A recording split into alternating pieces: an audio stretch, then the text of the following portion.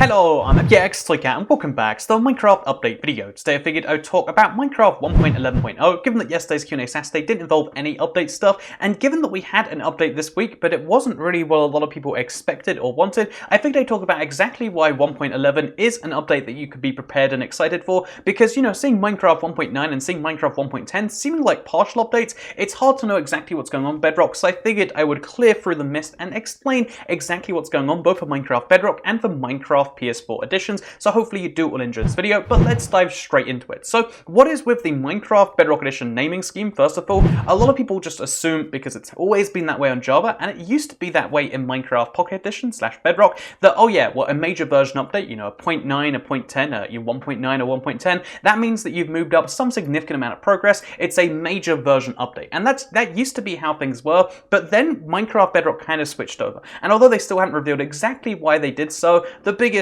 speculation is that, well, they obviously want to catch up with Java. Java's on 1.14 right now, whereas the equivalent update in Minecraft Bedrock terms is 1.11, and that isn't really great optics saying, oh yeah, 1.11 is the same as 1.14, you know, 1.4 for Minecraft Bedrock was the same as 1.13. It's hard to work out that translation between the two versions, and given that they've mostly got them parallel, it kind of makes sense that, oh yeah, we should get the version numbers going parallel soon, so that's something that we'll see with 1.15, I imagine. Bedrock 1.15 will likely be the same as Java Edition 1.15, and as a part of that, they've released a lot of updates, and that's a really good thing, I would say. Like, regardless what the reason is, even if that's entirely off base, again, that's just what most people seem to suggest at this point, but even if that's entirely off base, getting an update every month and a half to 2 months to even worst case scenario is 3 months, that's actually really, really cool. It means we get to experience brand new features every couple of months. It just doesn't resonate so well with most of the player base. Like, people are like, oh, there's a new update, I'm excited, what's inside? Oh, there's like shields, and then there's lecterns that don't truly work, and there's looms, but that's kind of a feature we already had.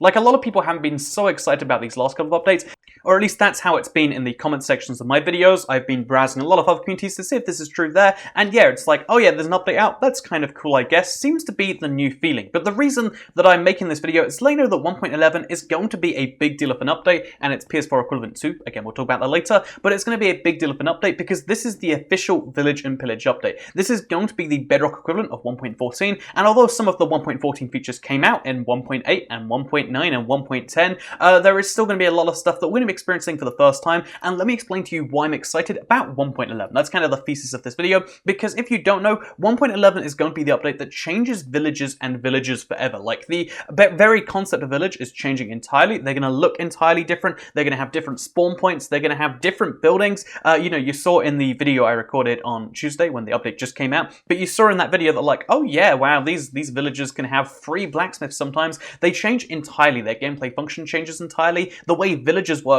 changes entirely. And the coolest thing, in my opinion, is that this update is going to give real value to villagers. And when I say that, I mean, if you trade with villagers, you can not only go up their little, you know, like their ranking system, like get better trades, but you can there is a level of trades you have the villager that you can actually actively, physically see. That's cool. That's wonderful. I love that. But then it goes even better than that. Like, okay, so you can trade with villagers, but there's also supply and demand.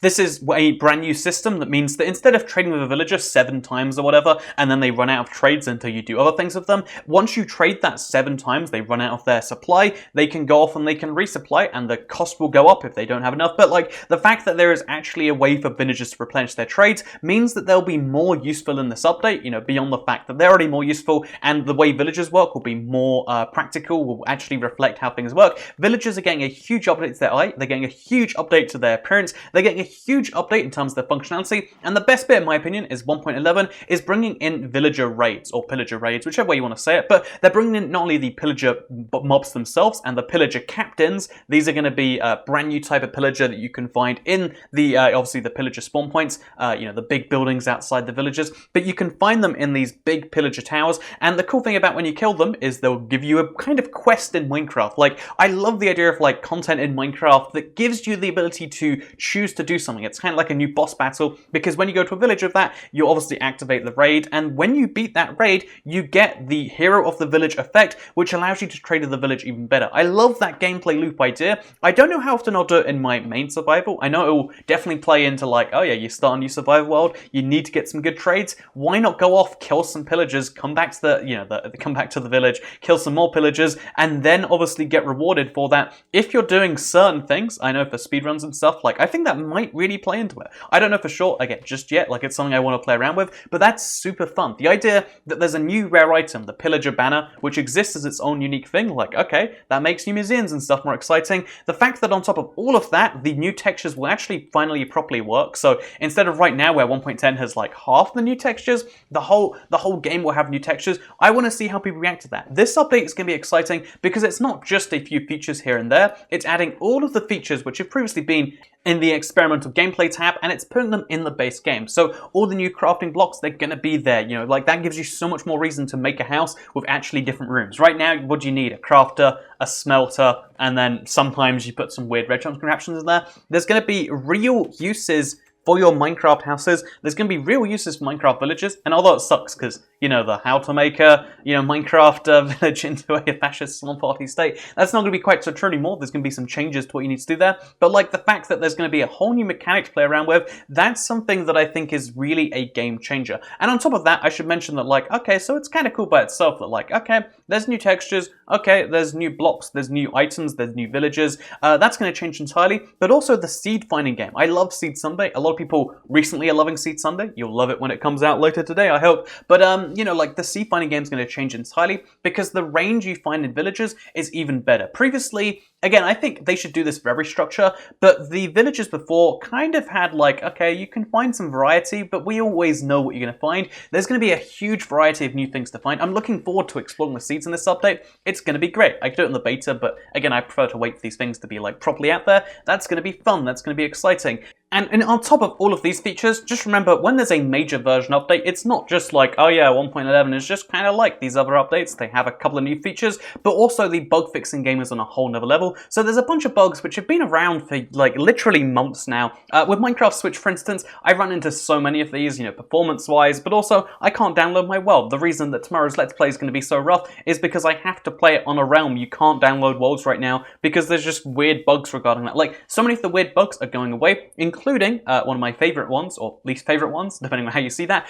Stuff like the ice mining. Right now, ice mining doesn't work with efficiency. They're fixing it. I can do like a mining ice for 90 minutes stream, the high quality content that I know you're all here for. But look, the cool thing in my opinion is this is like a major move forward. Because Minecraft Bedrock removed the meaning of a version number update, it's hard to truly know what means what. But this update is huge for a billion different reasons. I could go on and on and on, and maybe should we just for a few seconds, like scaffolding, getting that huge buff from 4 to 6. I love scaffolding already. Imagine it being 50% more powerful, the same way it is on Java.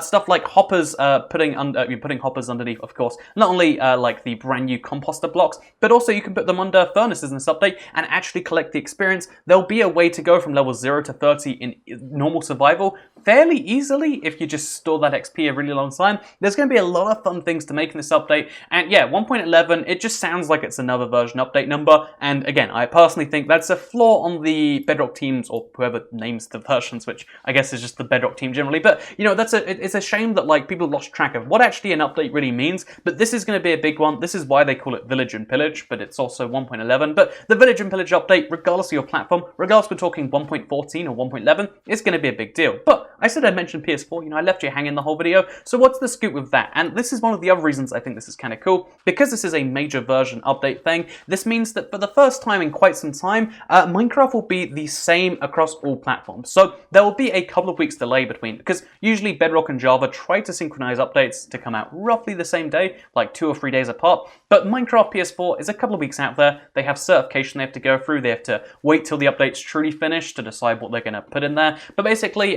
just a couple of weeks afterwards, when this update does come out for PS4, which we know it will, by the way, like, again, with barring some crazy circumstances, PlayStation 4 will also get this update, and after that happens, all Minecraft platforms for the first time ever will have shields. All Minecraft platforms for the first time ever will have a brand new update with the brand new villages, and I think that's really cool personally. It's been a really long time since we've been in that place where like, oh yeah, Minecraft has properly synchronized for the most part, ignoring the little niggles here and there. But yeah, I think that's a really exciting future, and this video is getting dangerously close to 10 minutes. If you go above that, then people get angry. So thank you very much for watching the video. Like if you liked it, share if you liked it, subscribe if you're into it, turn those notifications if you like seeing more of these videos.